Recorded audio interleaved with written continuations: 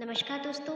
आज फिर से हम एक नई कहानी को सुनेंगे जो आपके जीवन को एक नई दिशा देगी। तो दोस्तों, अगर आपने हमारे चैनल को अभी तक लाइक और सब्सक्राइब नहीं किया है तो तुरंत कर दीजिए ताकि हमें और भी ज़्यादा मोटिवेशन मिल सके आपके लिए अच्छी कहानियाँ बनाने के लिए। तो चलिए शुरू करते हैं।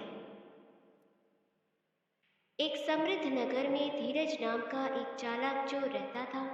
धीरज अपनी चतुराई के लिए जाना जाता था और चोरी करके अमीर बनने का सपना देखता था। एक दिन उसने शहर के सबसे ईमानदार व्यापारी सेठ सुखलाल की दुकान को अपना निशाना बनाया। रात के अंधेरे में धीरज दुकान में घुसा और बड़ी ही सावधानी से बहुमूल्य वस्तुएं चुराने लगा। अचानक उसे किसी के आने की आहट सुनाई दी। घबराकर उसने एक बड़े से बक्से में छिपने का फैसला किया। वह वही सेठ सुखलाल थे जो देर रात दुकान में कुछ कागजात लेने आए थे। सेठ सुखलाल अनजान थे कि कोई चोर उनकी दुकान में छिपा हुआ है। उन्होंने अपना काम पूरा किया और दुकान का दरवाज़ा बंद करके चले गए। बक्से में बंद धीरज को पूरी रात अत्यधिक गर्मी और घुटन का सामना करना पड़ा। सुबह होते ही सेठ सुखलाल फिर से दुकान आए और दुकान खोलते समय धीरज को बक्से से बाहर निकलते देखा। धीरज बुरी तरह से फंस गया था। उसने माफ़ी मांगी और सेठ सुखलाल से अपने किए पर पछतावा जताया। सेठ सुखलाल दयालु थे। उन्होंने धीरज को जेल भेजने के बजाय उसे एक रास्ता दिया। सेठ सुखलाल ने कहा, धीरज, चोरी करने से कुछ हासिल नहीं होगा। ईमानदारी से मेहनत करो और सम्मान के साथ जीवन जियो। उन्होंने धीरज को अपनी दुकान में सहायक के रूप में काम करने का प्रस्ताव दिया। धीरज को सेठ सुखलाल की दयालुता पर विश्वास नहीं हो रहा था। उसने ईमानदारी से काम करने का वादा किया।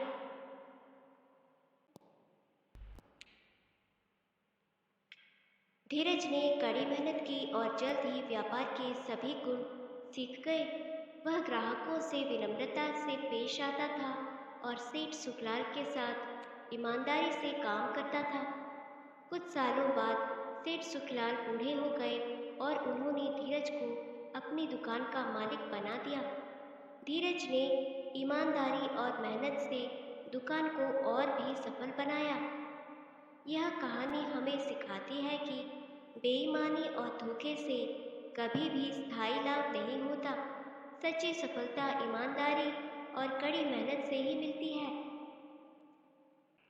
धीरज की ईमानदारी और मेहनत की ख्याति पूरे शहर में फैल गई। लोग न केवल उसकी दुकान से बेहतरीन चीज़ें खरीदने आते थे बल्कि उसकी सलाह लेने भी आते थे।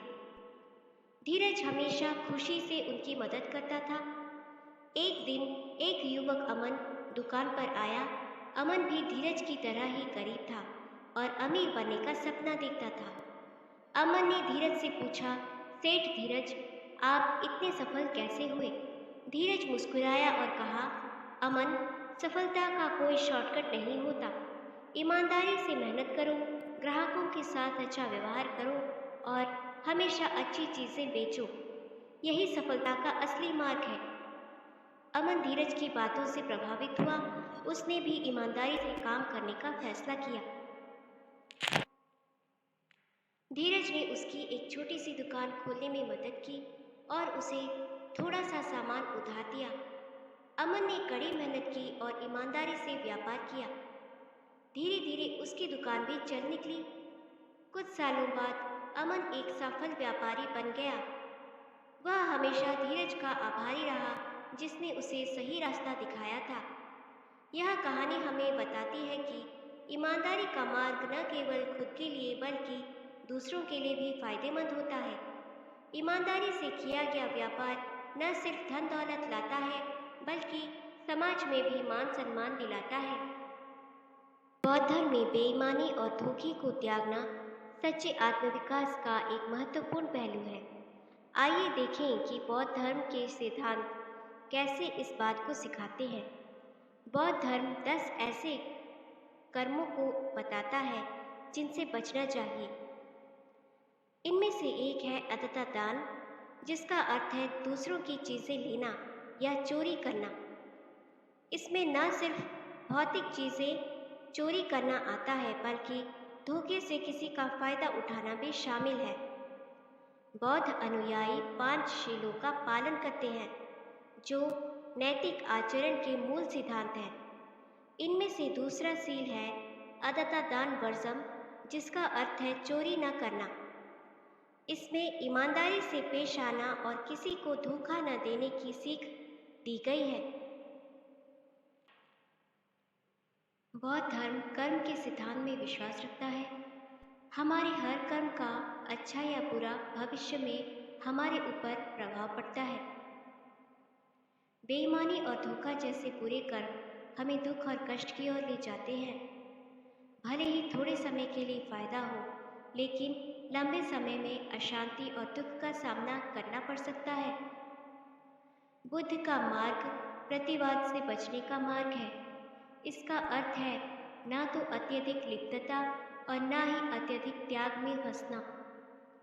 बेईमानी अक्सर लालच की वजह से की जाती है, जो कि एक तरह का प्रतिवाद है। ईमानदारी का मार्ग संतुलन और सदाचरण का मार्ग है। बुद्ध ने अपने उपदेशों में अक्सर कहानियों का सहारा लिया है। कई कहानियाँ बेईमानी के दुष्परिणाम और ईमानदारी के लाभों को दर्शाती हैं। ये कहानियाँ हमें सिखाती हैं कि ईमानदारी का मार्ग ही सच्ची खुशी और सफलता की ओर ले जाता है। ईमानदारी से रहने पर हमारे विवेक पर कोई बोझ नहीं होता, हमें अपने किए पर कोई पछतावा नहीं होता, जिससे मन में शांति रहती है। ईमानदार व्यक्ति दूसरों का विश्वास अर्जित करता है और समाज में सम्मान प्राप्त करता है। भले ही थोड़ी मेहनत करनी पड़े, लेकिन ईमानदारी से कमाया हुआ धन और सफलता ही सच्चा सुख देती है। बौद्ध धर्म का लक्ष्य दुख से मुक्ति पाना और निवारण की प्राप्ति करना है। ईमानदारी का मार्ग अपनाकर हम न केवल दूसरों के साथ सद्भाव बनाए रखते हैं, बल्कि आत्मिक विकास की भी राह पर चलते हैं। दोस्तों, हमारी कहानी को ध्यानपूर्वक सुनने के लिए आपका बहुत बहुत धन्यवाद।